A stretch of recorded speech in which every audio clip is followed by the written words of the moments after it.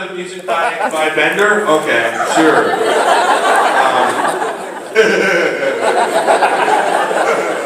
Oh God, what's the song from hit the hills are alive with the sound of music.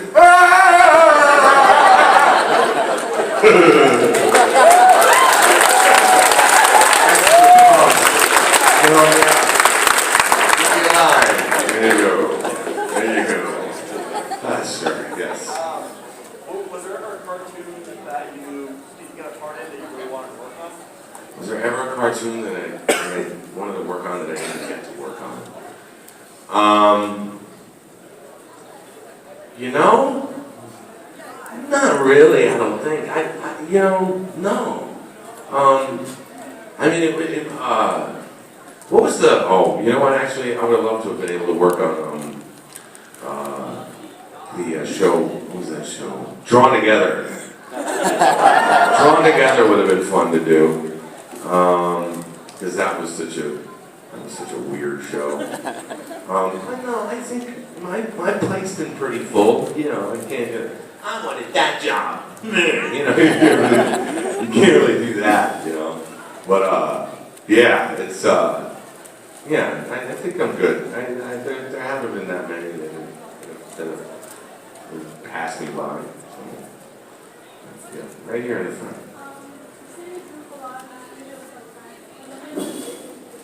Yeah, she asked if, you see who's around in the studio, has any ever made it into the show? Absolutely. There's always, there's been times, like for example, like the Bender stroll, that stuff, like that was all me. That was all, they were just like, John, can you do something here that's maybe, yeah, sure, why not? Made it in, all right, cool. But yeah, that if it's funny, it stays. If it's funny and it works, it stays.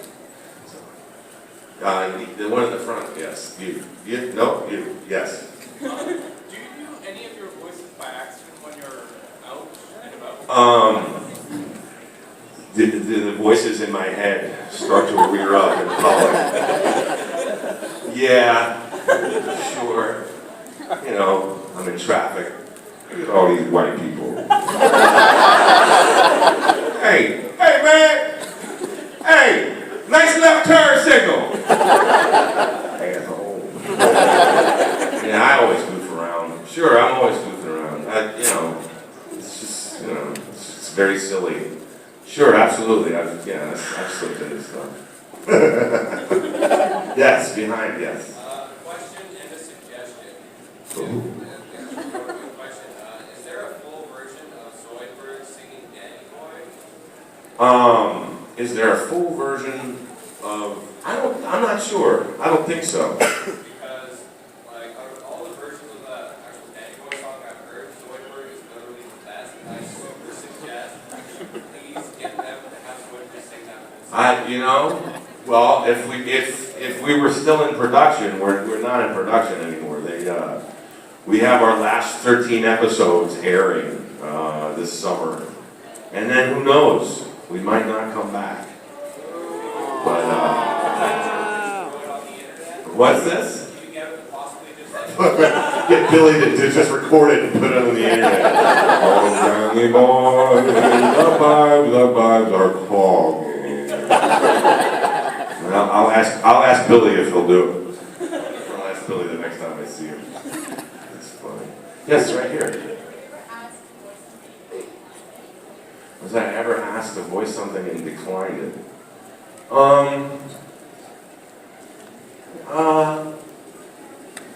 No, not really. I've been fired from some jobs, but everybody gets fired. Everybody gets fired. I was doing a Disney Junior cartoon.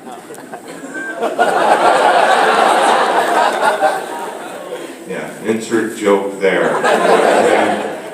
It was those people, can you try it this way?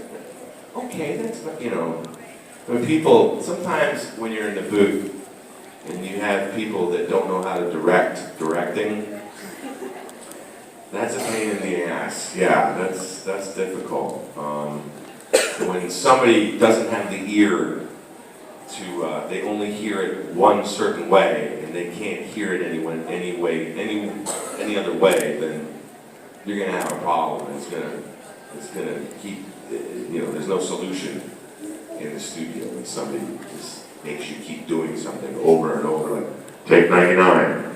Oh God! And the other thing is that after you've read something a lot, it just starts to turn into words, like just words. Like, you just see your mind gets fried. You read something over and over and over again. You turn into toast. So I hope that. Yes. Could you say Bender's famous line? Could I say Bender's famous? Just do it, boy! Just do it! Bite my shiny metal ass! All right. Yes. We got any more? Right here. With all the guest appearances with Futurama and Adventure, which one was the most fun and coolest to be to work with? Favorite guest star on Futurama or Adventure Time. Futurama had some good ones. Beck was really cool. B. Arthur was awesome. Maude, for crying out loud. She's amazing. She was amazing. She was the femputer in that episode of Amazon Women on the Moon. And she was great, but this is a woman who was, a star for a long time. Golden Girls, she was incredible. And she showed up, and she was really nervous because she had never recorded, and she had never done that before. She had never done a voice for it. And so they had me in the booth with her, like doing we were doing our scenes together. And she, at one point, she was just like, how am I doing? Arthur, for crying out loud, how do you think you're doing? You're awesome, oh my God. But she was wonderful. But the freaky thing was that we had to do make-out sounds together. So I'm standing next to B. Arthur doing make-out noises because we're making out in the scene, and it was just really, that was bizarre. Yeah, that was a weird day, but it was funny. Sigourney Weaver was awesome as the voice of the ship. She was great. She went off the deep end. She was having so much fun, and it was great. She was brilliant. She was unbelievable. And Shatner and Nimoy were awesome too. Those guys, it's like rain off their back. They could do whatever they want to do. Their chemistry is so locked down. It's just unbelievable. But Kristen Schaal was on, she's Jake Jr. on Adventure Time. She's the voice of Jake Jr. And, Kristen Schaal from, thank you very much. I just had a brain fart. Sorry. Yeah, Flight of the Conchords and stuff. She was really, really funny. She was really cool. And yeah, it's always nice when you get somebody that comes in and does their thing. It's pretty cool. Yes. Have you ever encountered actors that come into the studio as guests on the show that just don't know how to voice act? Have I ever experienced guest actors on the show that don't know how to voice act? Yes, I have. And it's pretty funny. Because they look like fish out of water. And it's kind of it's a humbling moment for them. They come in and it's like, I know what I'm doing. They don't know what they're doing at all. It's moving around in front of the microphone and hitting stuff, rubbing their legs, and doing stuff that you don't need to do. It's kind of funny. I get a kick out of it because it's like, you think you're hot stuff, and you're not. Sometimes you get people with an attitude, show business, people are Sometimes people are jerks, you know, and in those moments you get to go, you are a jerk, you are. So, yeah, I mean, it's happened. Alright, right here. When you're not doing like voice acting, what do you do in your downtime to unwind? What do I do in my downtime to unwind when I'm not voice acting? I have a couple of dogs at home. LA is a big old city. There's all sorts of stuff to do. Go hiking, go for a ride down to the beach with pooches. You know, my good friends, you know, my girlfriend. You know, just, regular stuff. You know, just regular stuff. Just making sure my gigs are all lined up. Yes. Would you record a personalized voicemail message for me? Would I record it? Just do the voice for my phone! You know what? If I did one for you, I'd have to do one for everybody. So, and by the time I'd be done with that, I have nothing left. So I have to kindly decline. I'm sorry. I don't do that. Yes. What's it like working with two characters like Bender and Jake, who are so very different from one another? What's it like? What's it like working with two different characters that are so different from each other? It's pretty cool. That's the whole thing about acting. That's the challenge.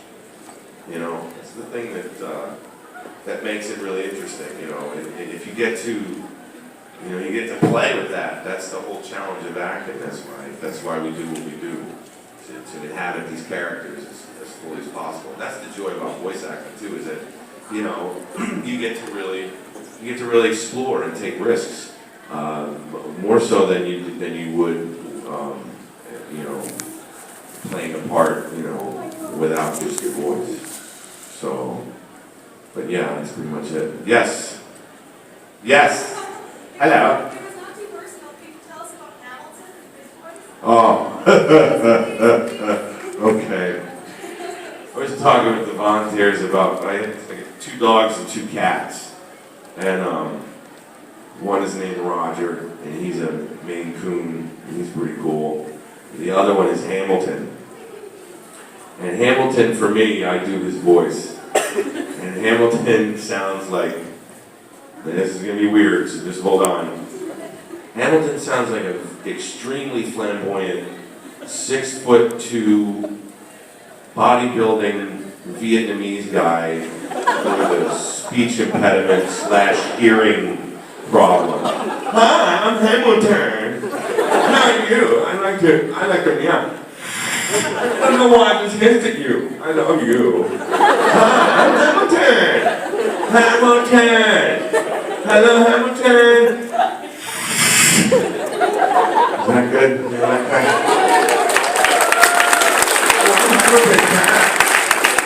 If I like you, I headbutt you.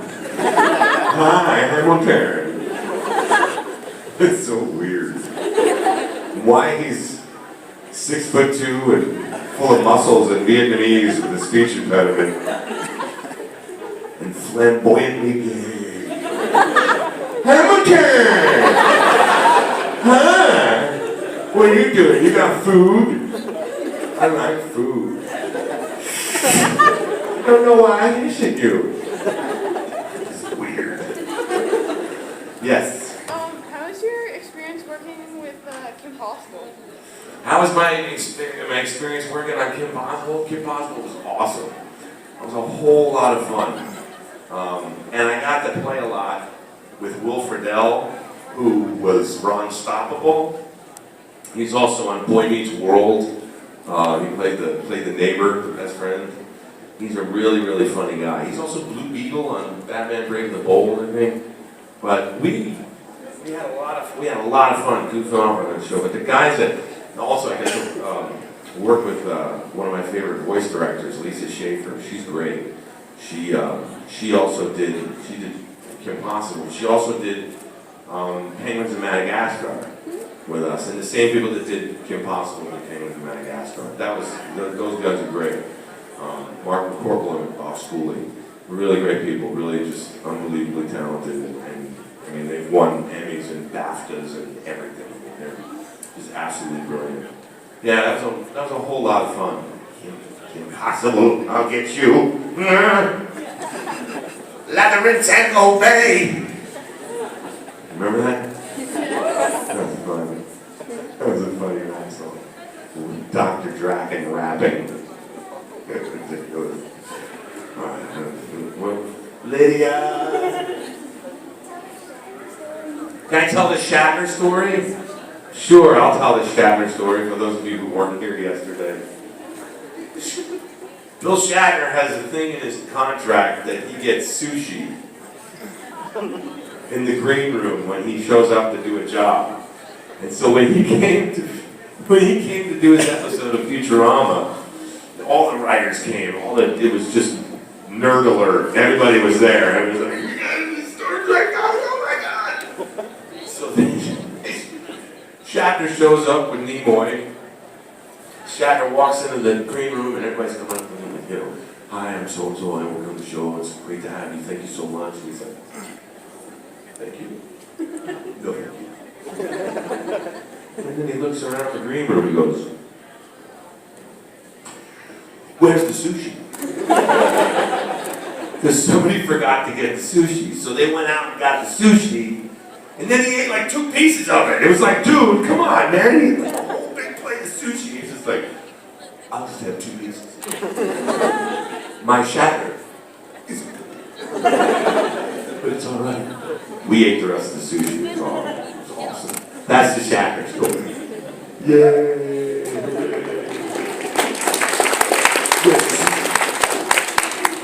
Who else? We got somebody else in there. Right there. Have you done anime dubbing before? Have I done anime dubbing before? Yes. That is really hard because that's, it's already been done in Japanese and you have to now match the mouth flaps, and also the translation has to work, so you're not saying weird stuff that doesn't make any sense. I did that on Golgo 13 way back in the day. Princess Mononoke, of course, that was what we had to do all that stuff. And then there's some other stuff, but that's a hard job to do. But you just do it. It's a tough day, but it's good work. It's challenging. And yeah, some of the video games that are already in Japanese and you have to match it. That's tough. It's tough work, but it's definitely a challenge. You have to match the rhythms and everything like that. You can see the mouth flaps. So yeah, I've done it before. It's all right. Yes. Have you ever met that super crazy fan? Have I ever met that super crazy fan that wouldn't leave me alone? There's one at every con. There's one at every con, but that's all right. People are excited. People are excited, and what am I gonna be a jerk and just be like, dude, get away from me. Just to the boy! No, and sometimes people are just really excited and really, really excited. Alright, it's cool. But that's all right. I should be so lucky. It's all par for the course. I haven't had a stalker or anything like that. So, if I did, they'd have big problems. Because I'd re-stalk them. I'm from New Jersey. We don't play that shit. You stalking me? I stalk you. How you doing? All right, Ben. Hey, there you go. Where you going? No, I'm coming after you. I'm following you. How you doing? Really? You like that? No, good. All right, here we go. We're going out to eat. I'm going to be right behind you. How you doing? Hey, all right. Nobody wants a 6'3.5", 275-pound guy going, what are you doing now? Freak me out. Oh, yes. Have you ever thought about doing any kind of live action TV shows like cartoons? I've done a bunch of them. In the past year, I was on Modern Family. I just did an episode of The Newsroom. It's an HBO show. Sorkin, Adam Sorkin. What else? I've done like, Law and Order way back in the day. Did Chicago Hope. That was the thing that brought me out to Los Angeles, the hospital drama. Chicago Hope. I did ER. Did My Name is Earl. God, what other shows?